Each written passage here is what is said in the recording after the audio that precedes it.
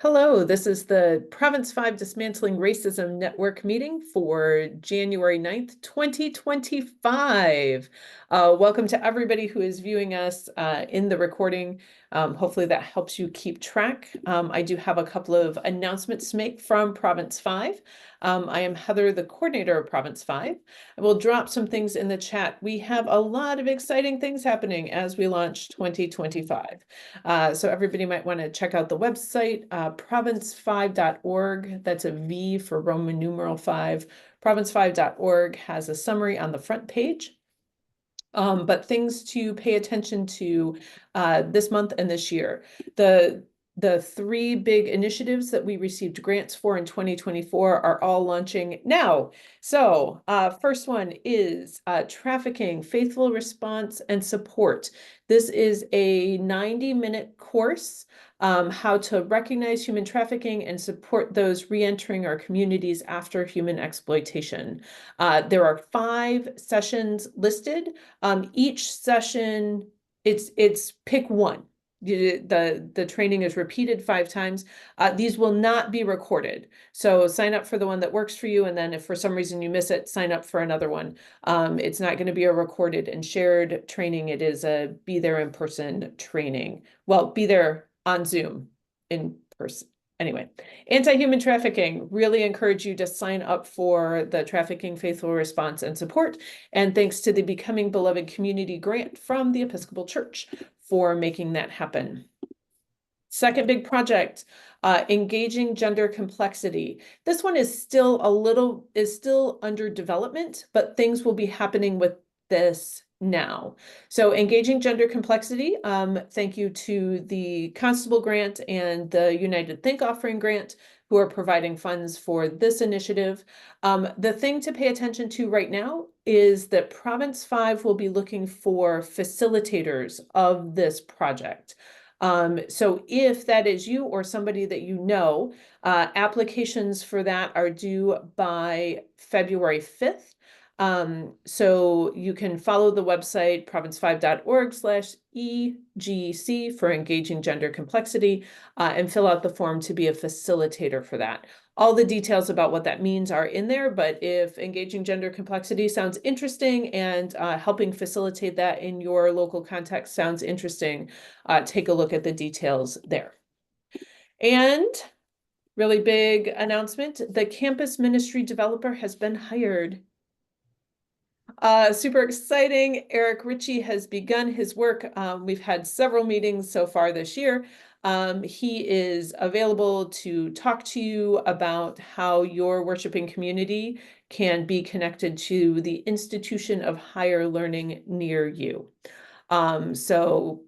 Campus ministry developer also on the webpage. So please take a look at that. Definitely, if you have the opportunity to meet with him at some point, say hello, but or fill out the form and he'll reach out to you. But super exciting things happening with Province 5. So wanted to take a minute. Thanks for sharing some of that airtime. Are there any questions about Province 5 before we move into the meat of this? Okay, you can always message me or email me, give me a call, let me know how I can be helpful to you in your local ministry context. So for today, in our Dismantling Racism network time, I am thrilled that Debbie Likins-Fowler and Sister Vee are here to share their experience with the recent training. So I'm going to turn it over to them and let them take it from here. Okay, let's begin in prayer. The Lord be with you. And also with you.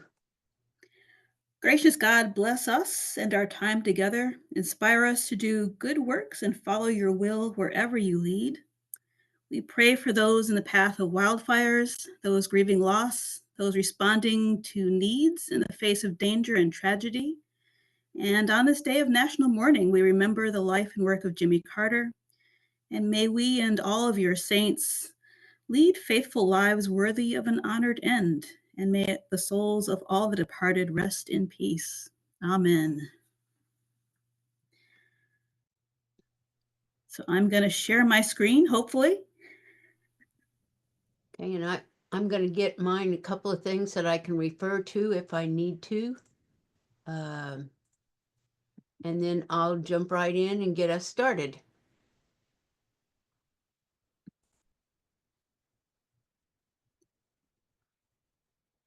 Okay, can everyone see that all right? Yes. Excellent. I can see. Well, let me explain. Okay, there we go. There's the first screen. And thank you to Sister Vee for putting this together as we had a health issue here at my house that's being resolved, but we've had a couple of kind of scary weeks.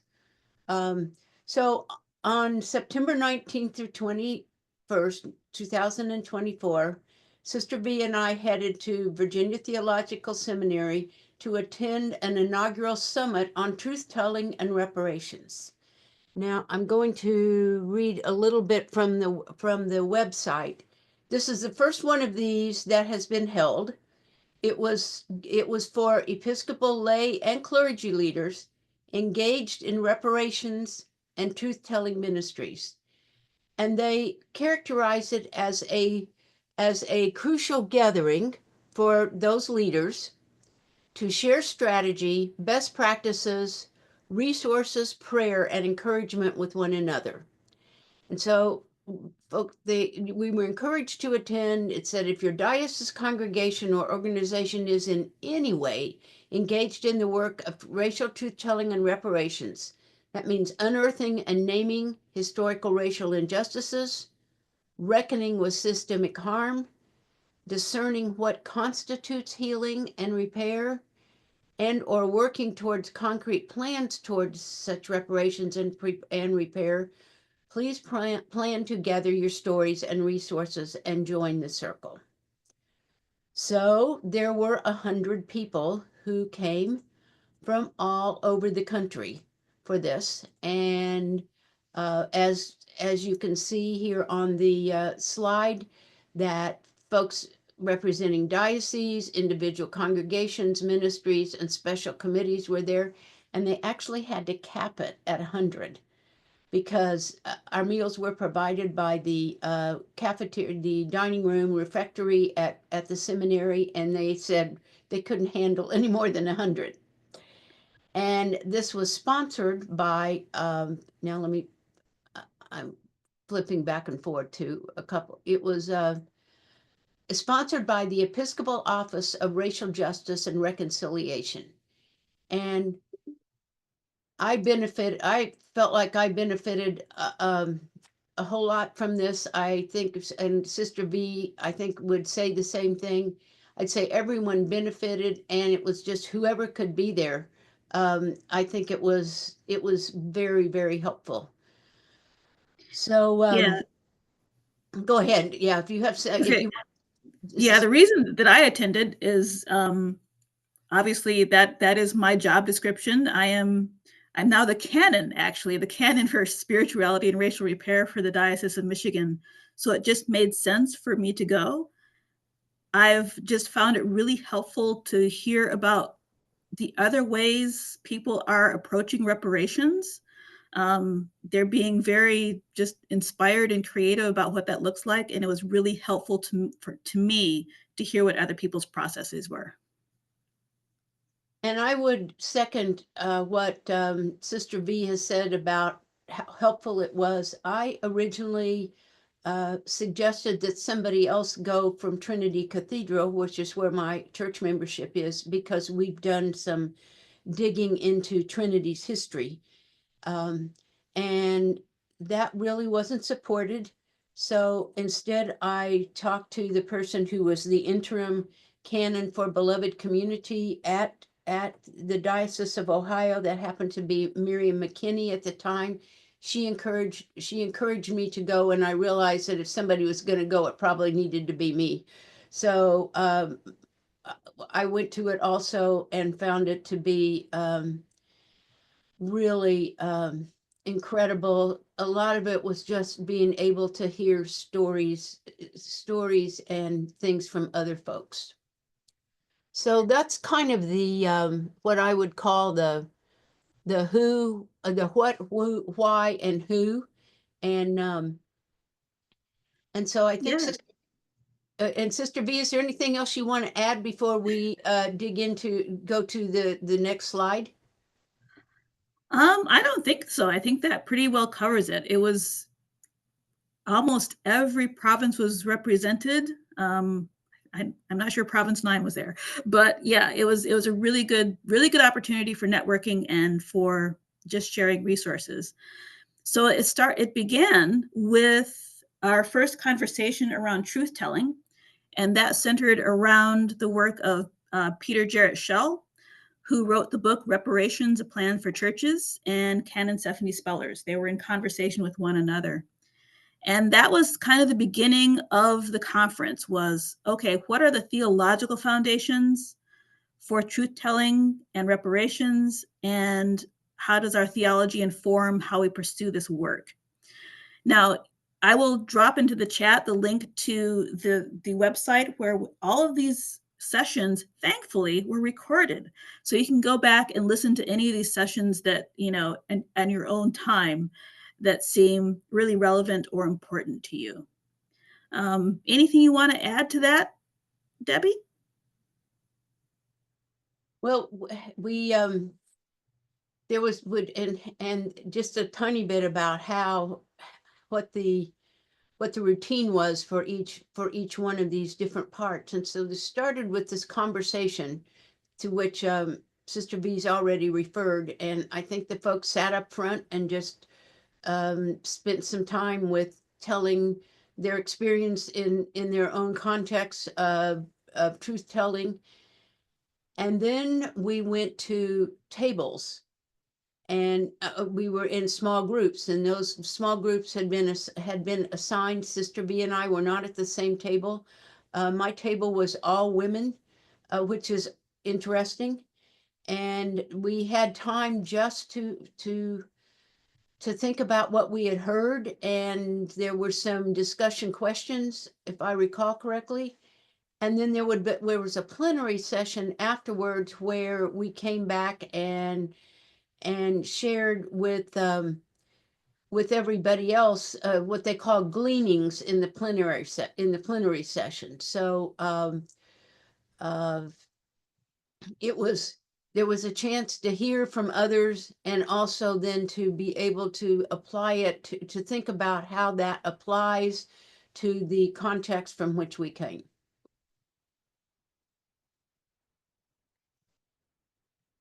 Excellent. And after that first session, they kind of built this up to, okay, where do you start in a process and what are the steps? And they came up with truth telling, reckoning, and then the kind of the work that goes into it. So the second session was around reckoning. And as Debbie said, they all followed the same pattern of people who had done the work being in conversation together, usually addressing one or two questions. We would go into our small group. They had kind of guiding questions for us then, and we'd come back into the plenary to share and process. So our second session was around reckoning, and it was about how do we simply not write a paper or make a plaque and, kind of check the box and call it done, but instead really open the way for naming past hurts and how they continue to unfold into systemic injustice. And you'll recognize some names here from our last in-person gathering back at Bellwether Farm a few years ago as a province. Canon Ron Bird from African Descent Ministries, Canon Brad Hoff, and Alan Yarborough, who does the civic engagement conversations. They all sat together to talk about what it means for us to actually do the work of reckoning rather than just trying to check a box and say, well, we talked about that, so we don't have to do anymore. Debbie, what did you have to add to that, if anything? I don't know that I have anything particular to add, but I think that word reckoning, that's an excellent way of describing. I like that word. And I will say that there were folks, just going back to who all was there, they made it very clear it didn't matter where you were in this process, and that some may not have even begun, but that everybody, like you said, was welcome, but this reckoning, I kind of want to say that this is sort of where Trinity Cathedral is in terms of what we have done so far in looking at our own church history. So that's, go ahead. Yeah, so once we kind of had that session on reckoning, we moved on to discerning, because part of this summit, and Debbie kind of alluded to it, was to really help people to move forward in this process. And people were coming from everywhere. I mean, from all points in this process of thinking about reparations, from, we haven't done anything, we don't know how to begin, to people who already really had a full reparations process in the works with funding and literally, engaging in that work kind of at the tail end of the process. So after truth telling and reckoning, it was an effort to kind of help us discern how we really put this process into place. So, having spoken the truth and named the hurts, past and present, how do we discern what really constitutes healing and repair? If you're going to have a program, who leads it and who designs it? If you're, you should always be thinking about building relationships. What kind of relationships are those, and on whose terms are you building those relationships? When you begin to talk about money, how much, from what sources, and what are you going to do with it? And who needs to be at the table when you're making these decisions? Now, this was a really interesting conversation. I think Leora was just with us in December. So you'll notice, if you're looking at the people who are in these conversations, the focus was heavily on Indigenous and African American reparations. They plan on, really having more of these summits and focusing on different areas that need repair. So continuing with people of African descent, with our Indigenous siblings, but also looking at, the history of Latinx people in the United States, to make sure that we're actually giving the kind of resources so that whatever your ministerial context is, you can address them. So this conversation, programs led and designed by whom? That's a reminder to really look at your context and make sure that the people who are harmed are the ones who are informing, leading, and designing your program. When you're building relationships, we don't want the paternalistic, I've come to help you relationship.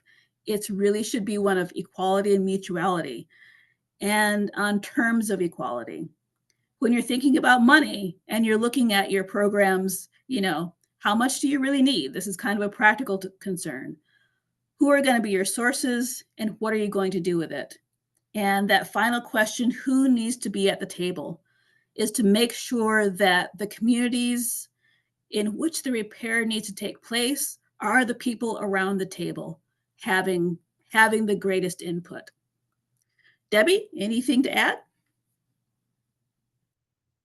Not particularly, other than the emphasis upon who needs to be at the table. And I'm remembering, Sister Vee, the story that the folks from BTS told, that they have a program in place to help repair the relationships to descendants of those of slaves who built that seminary.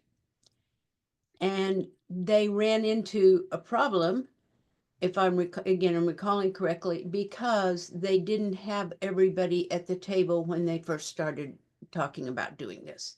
Now, you may have some other things you want to add, but I thought that was something interesting for them to own, because it is a seminary, it is an institution, and so that's the only thing I would point out here, other than what you've already said.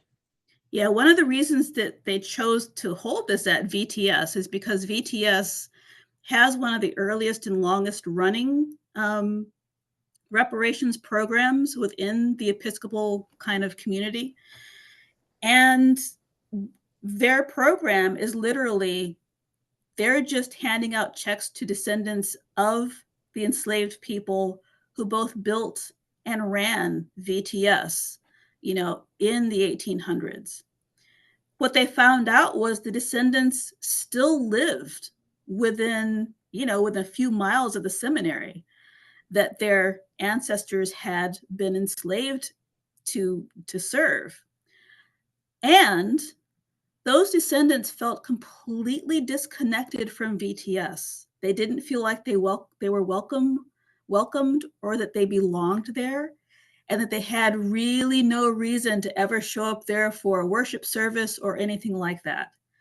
And so part of what VTS did when they were still developing their program, and they admitted, we're learning as we go.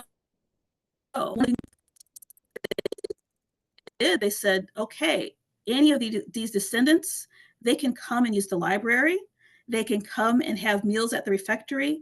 They can use the grounds and the buildings for any kind of gatherings like family reunions, anniversary celebrations, things like that. Because VTS realized that the relationship component also meant making sure that the descendants with whom they were paying reparations, they also built relationship with them and made sure that they're saying, okay, this is how we repair the fact that we were in broken relationship during enslavement. We need to repair and rebuild this relationship with you now to make sure that you understand and that we understand this seminary is also yours. So VTS has had a very interesting kind of evolving program when it comes to their reparations program. So we closed on Saturday morning with the kind of nuts and bolts, okay, so what are we going to do kind of session. So this was a really interesting session because we were broken up into new small groups. We were given a lot of, newsprint and markers, and we were told, okay, now you guys can share your resources and ask questions of one another about, what you're doing, what you want to do. You can learn, tips, best practices, things like that to kind of give you a better idea of where you need to go in order to make your reparations program kind of move ahead. Debbie, what are your memories of this session? Because this was a really interesting session to be in. Well, I'm remembering that they said, are you here representing a diocese? Are you here representing an individual congregation? Or are you here representing something else like an institution or something like that? And so they divided it, that when Sister Vee said that we were in new groups, they divided us up for that reason. So I was at the table. There was a couple of tables of us smushed together of those who were there representing the diocese, a diocese. And I sat next to, I think, somebody from, I want to say, New Jersey, and they were the folks, I think it was the night before, was it the night before where we saw, or maybe it was that day where we saw the recording of a service that New Jersey had held, a worship, some kind of a worship service, and naming names of people they knew had been harmed. So it was just being able to ask questions of folks, and I came away from that with two important things. There were more than that, but the two things that sat in the back of my mind, I told you all at the beginning that our Commission for Racial Justice has been dormant for since October of 2022. And so I asked the question, what's kind of our first thing we need to do here? We do in our diocese, and a couple of people piped up and they said, get that going again. I mean, that's a broad, that's a broad mandate, but said, because the conversations and the relationships that result from that are very important.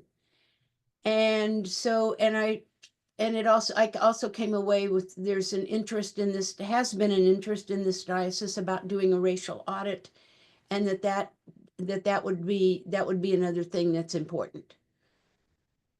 And like I said, we're at a completely different place in the Diocese of Ohio than they are in New Jersey, or where I imagine where you are, where everybody else is. I don't know that there might not have been any two dioceses that could have said we're in exactly the same place. So what did you go to, Sister Vee?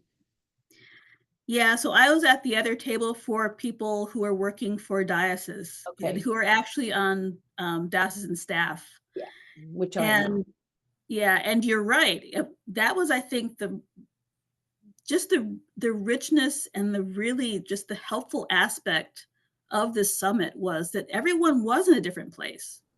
So you could learn from people, who are farther advanced than you, and you could also help those people who are just starting. And the fact that we were all in different places and different contexts, it was really helpful for us to see, how reparations looked different in different areas.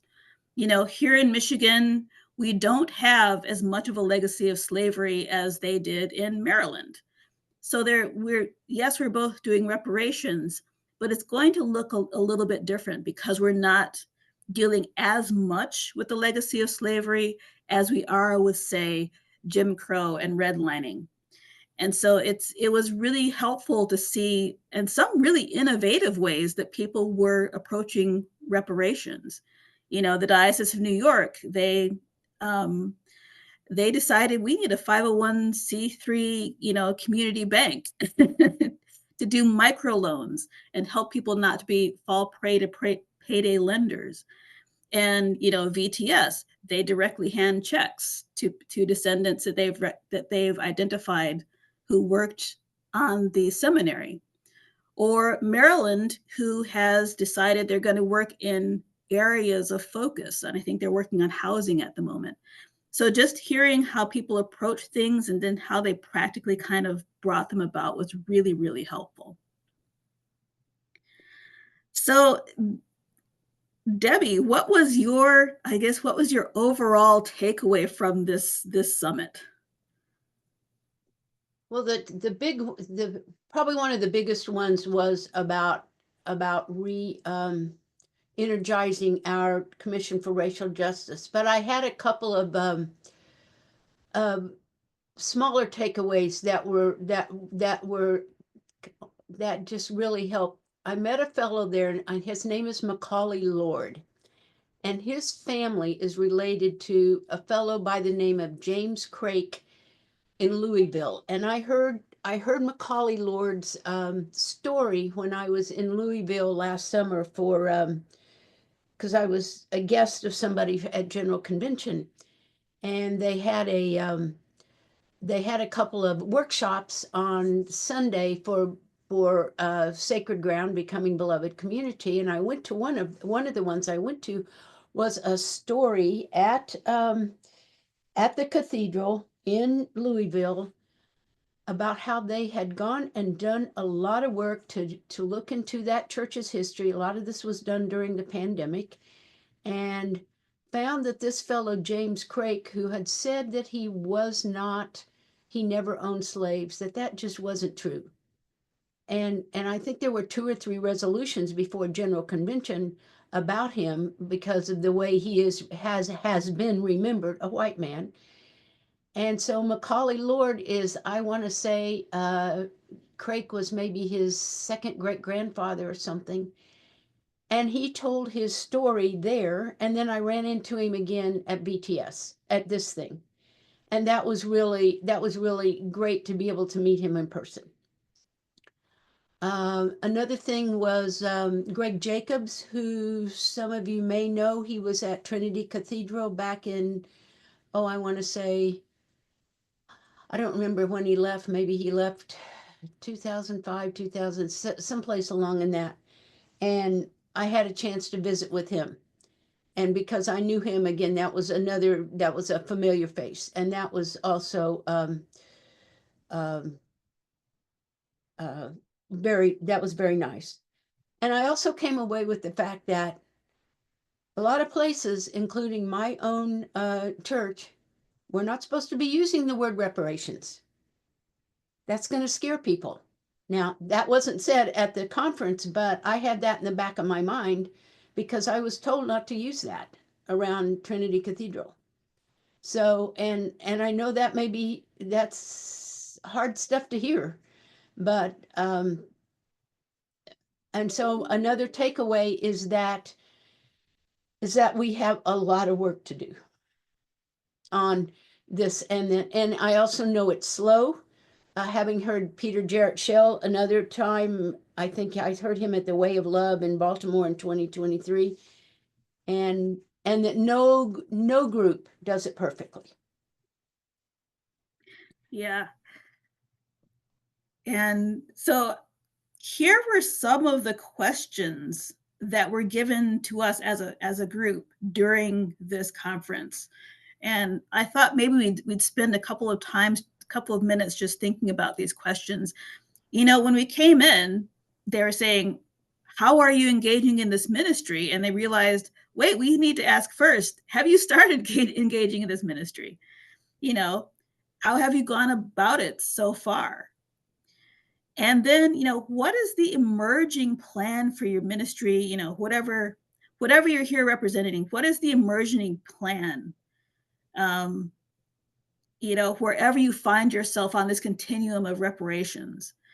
And I think one of the reasons they asked this question was they're planning more of these summits, and they really want to know where their resources can be most helpful.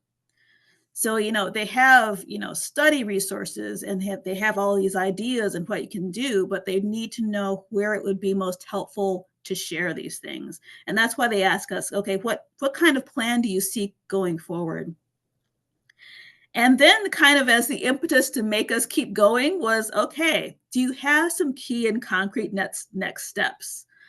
I think their hope was that we wouldn't just go to this summit and say, wow, that was really great, and then come back home and do nothing. That they wanted us to have some really good concrete next steps that we could bring back with us to put before, you know, whatever steering body that we had going, to say, let's do this next. And that way we kind of had that kind of push to keep moving forward for those people who needed it, and maybe some clarity for people who were, you know, in the middle of a process and weren't quite sure where to go next. Or, you know, for people who had been doing this for a while, were a little bit tired or weary and just kind of needed that extra little jump start to say, okay, really, you can do the next thing. And, you know, the last thing was how you engage around systemic and structural change, as well as personal change.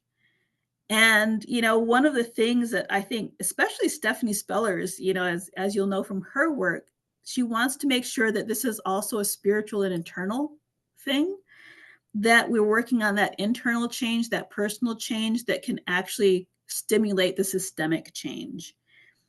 And so these questions that they left us with as we were closing out were really things to take home and to keep working on and keep thinking about. We were not going to have these answers within, you know, the 2.5 days that we were there, but it was a kind of a way to kind of keep us going and keep those ideas being stimulated and coming forward, so that we'd still have that energy that we received in those 2.5 days when we came back to our own context. So these were the questions that they left us with to keep working on when we came back. Debbie? I don't think I have anything to add to those, but you've represented them very well, and I think your statement, Sister Vee, about, oh, we think that was nice, but we have no idea what a concrete next step could be or might be. That's I think you said that in a way that really resonated with folks. Yeah, and I think a lot of this conference was also just encouraging. I know that in my small group, I had someone who said, I thought that I was completely alone in this work. And so giving people that sense that they're not alone, that they have, you know, people that they can email or fall back on, or that there will be this, you know, these resources available to them, that we're basically building a community that can kind of help people moving along. So I'm going to stop screen sharing to make sure that you guys have a chance for follow-up questions. What else do you want to learn about this summit or about the reparations process? I can only speak to the process here in the Diocese of Michigan, but yeah, questions, thoughts?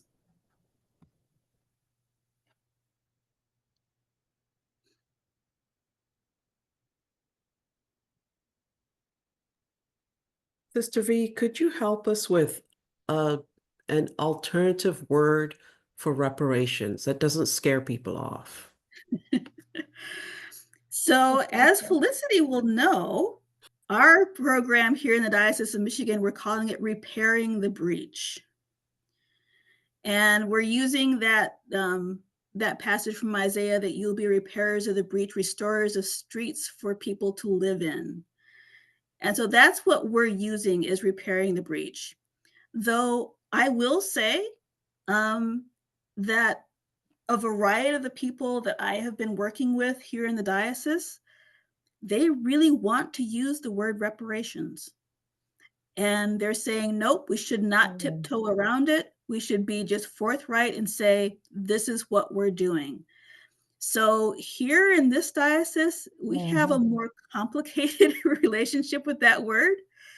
And I have been using repairing the breach, but I have also been pretty consistent and also using the word reparations and just saying, no, this is what we need to do and this is what we're doing.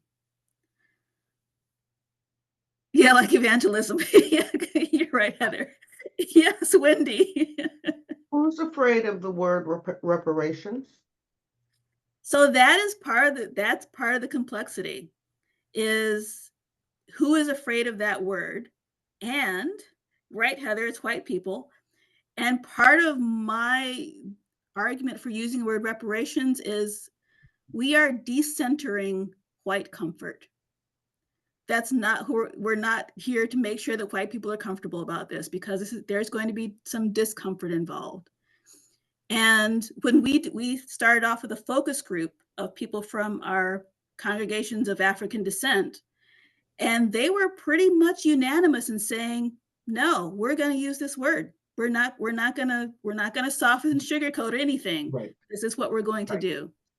And I think for me, part of my challenge is to make it clear this is why we're using the word, that we're no longer centering white comfort in what we're doing. So yeah, that's part of it's complicated.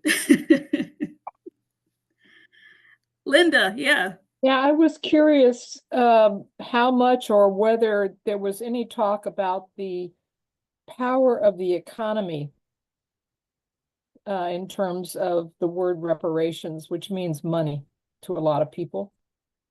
And the whole background of enslavement and non-payment of wages, all that stuff that's related to what I call rapacious capitalism. How do you get to that? Because that's part of what's going on. Yeah, that's been part of the education piece.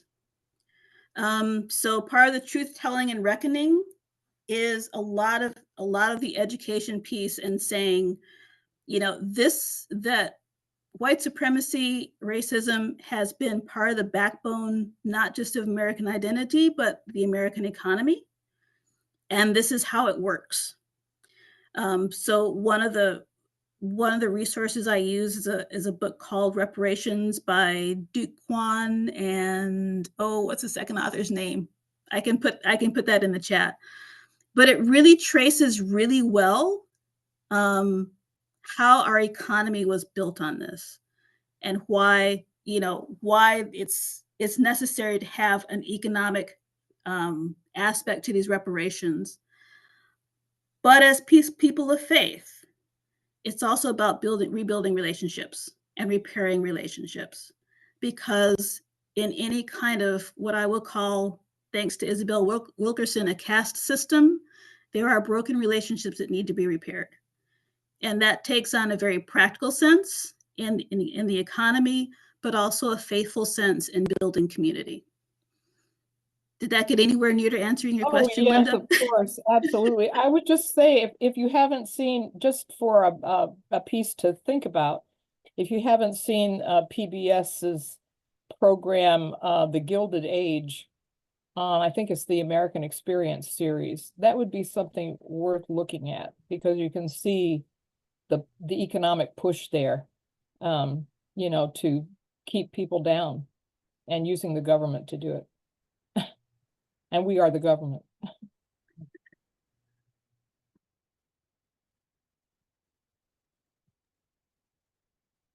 I'm curious to know what's happening in other dioceses. We've got maybe 2 or 3 other dioceses here.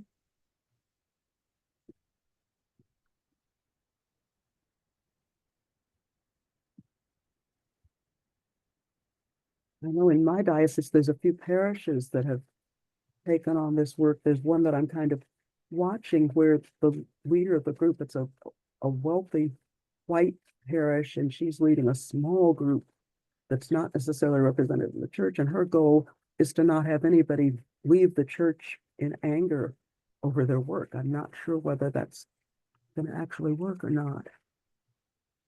But our diocese some years ago put out a study guide for people to research their history, and a few people took it up and others didn't. And I've been talking to people about, can we reissue a new edition of it?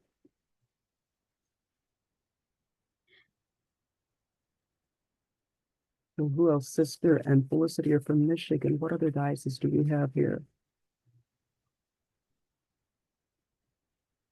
Michelle and I are from Missouri. And Linda, you're from Great Lakes. Yes, but I understand. I mean, I'm a retired Presbyterian pastor, you all. I'm I'm an outlier here. Our parish is working on anti-racism work for several years now. But I'm led to understand that there's so much organizing going on with the new diocese that there's not a lot of quote unquote energy for other stuff. Okay. So I feel a little frustrated about that, but I'm not an Episcopal person. I don't have the power to do anything about that. We just keep working in our local church, but we are in our parish, we're very interested in tribal peoples and what happened in our county with tribal peoples. And so that's our growing edge. I guess that's what I would say. And so I'm glad for this conversation today because of that.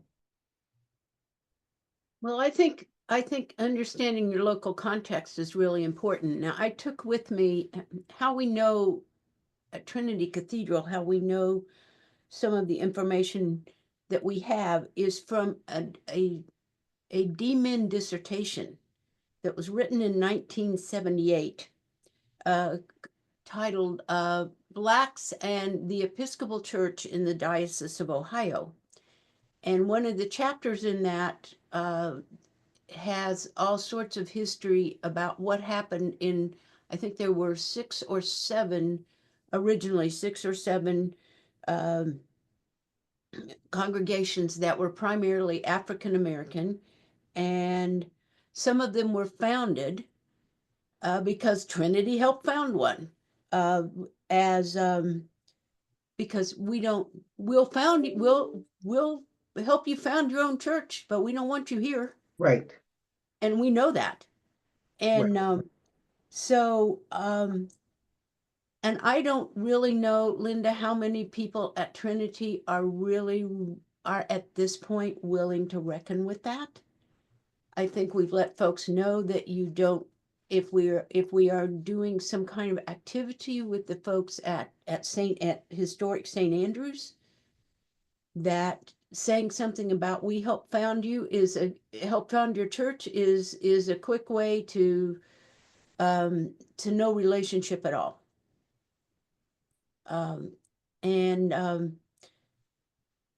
So that's a bigger thing now than it at the cathedral than it was 5 years ago. But we're also in a place where we, like I said, I was told not to use the word reparations around the church. So it's but that dissertation has been absolutely critical to to helping us understand what went on, and the writer of that, who is now like 88 or 89 years old, lives with his daughter in North Florida, African American man. Like I said, he's still living. I want to go see him actually and take a group and thank him for this, because it was not digitized and you couldn't have found it in a literature search, and it is that wonderful. So at any rate, there's we have that, which has kind of moved us forward, but then it also tells us that how much work we still have to do.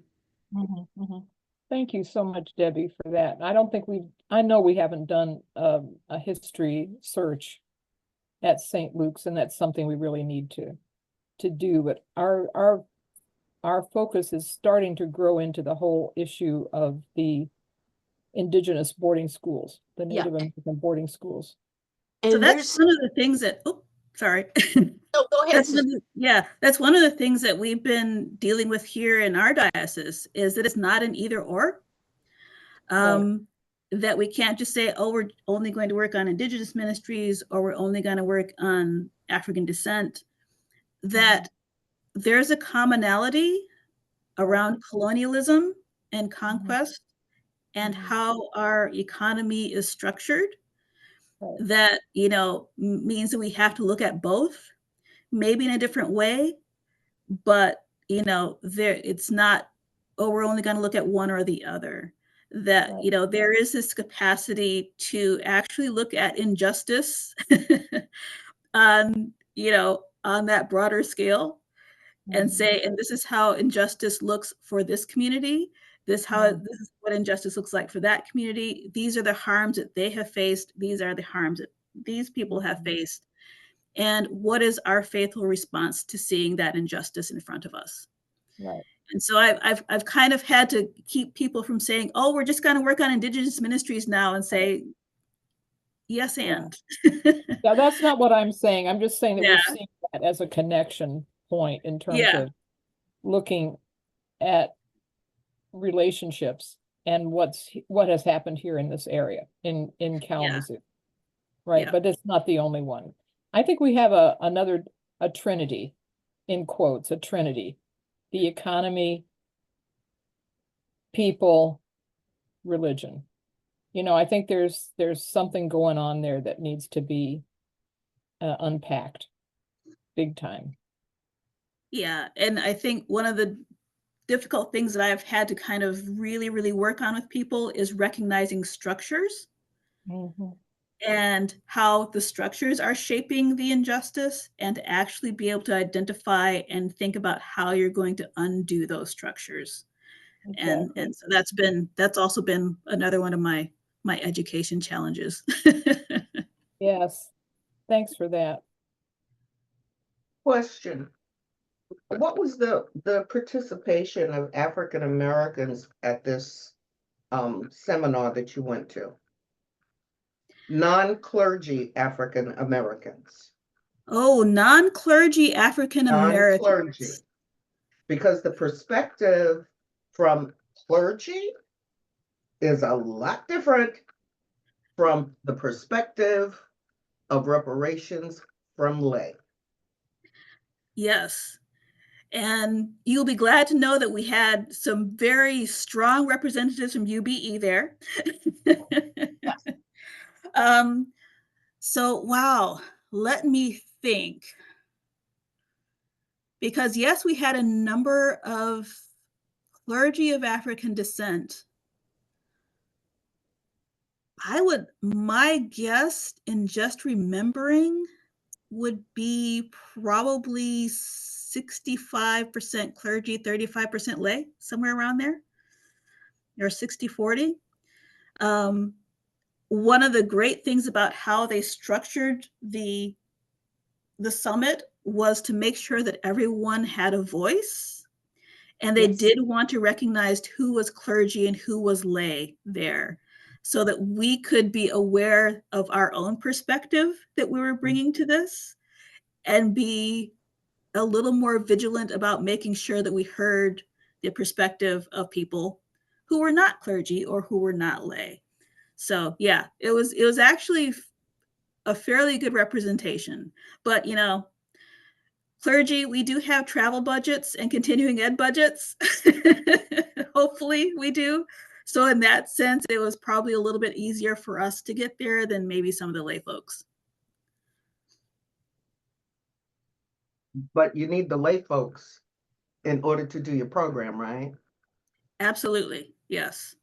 Wendy, I Oh. sat next to, in my small group, I sat next to a gal named Alice. I'm not going to remember her last name, but she was from North Carolina and she knew Greg Jacobs, an African-American woman. And she was telling about an experience that she had at Diocesan Convention of getting up and all the conversation that came over this one thing that came up at Diocesan Convention. I don't remember exactly what it was, but it would have had something, I think, to do with dismantling racism. And she talked about going to the microphone and saying, you all didn't have anything to say about this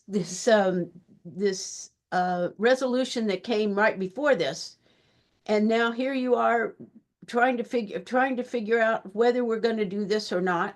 And it reminded me, and I think Russell will know what I'm talking about a conversation that happened at our diocesan convention just in November, where several people of color came to the microphone to talk about a resolution having to do with the seeing the face of God in each other requirement. And I think it took a lot of I think it took a lot of courage for a couple of people to come and particularly one person to recommend what she did. And it passed. I mean, the resolution has not been voted on yet, but the change she wanted did pass. But it reminded me of the story Alice told, and that these things get a lot of discussion and sometimes a lot of pushback. Yes, I know. I know exactly. I didn't go to convention, diocesan convention, but that story has flown through all of the dioceses on the African American side and was not well received.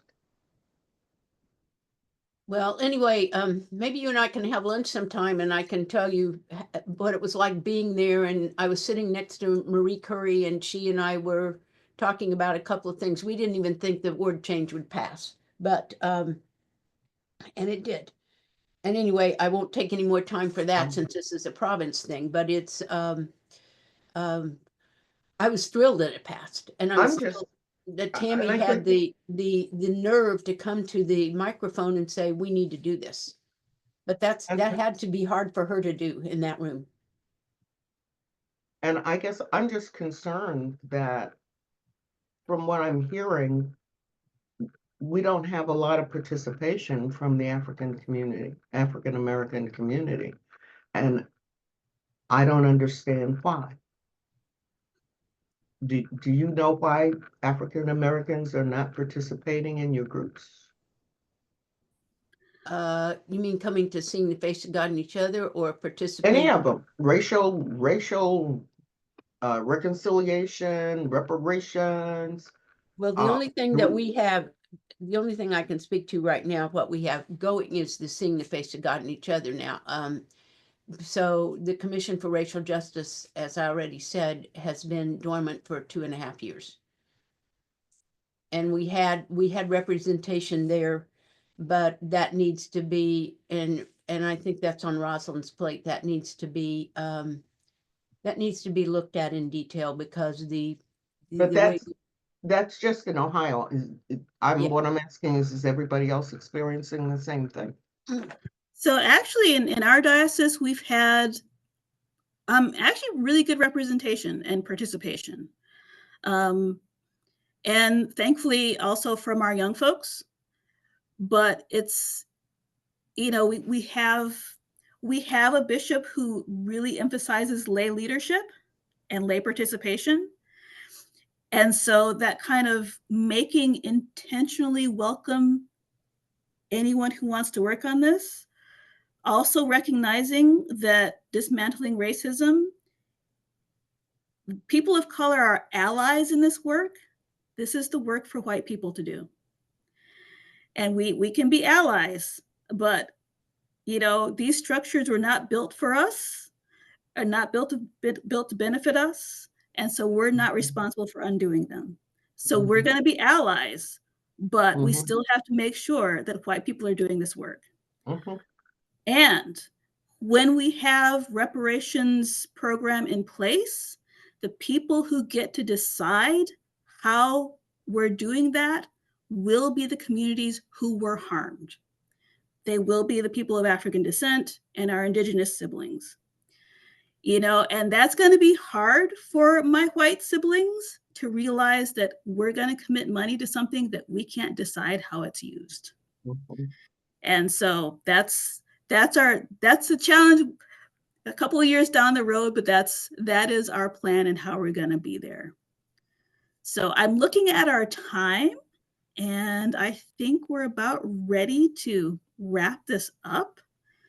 And Heather, did you want to add anything or? Glad that you were all here. As always, this will happen again. We will in February, it'll be the first Thursday of the month. We switched today just because of New Year. So February 6th, we'll be back, and Felicity will host a wisdom circle. So that's what we have going on. Did somebody want to pray us out?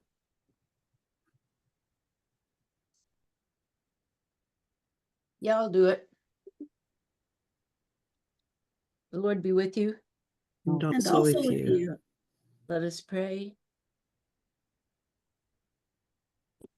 Dear God, we thank you for this group, places for being able to share with each other, to hear each other's stories, and to know that we all are doing the hard work of dismantling racism.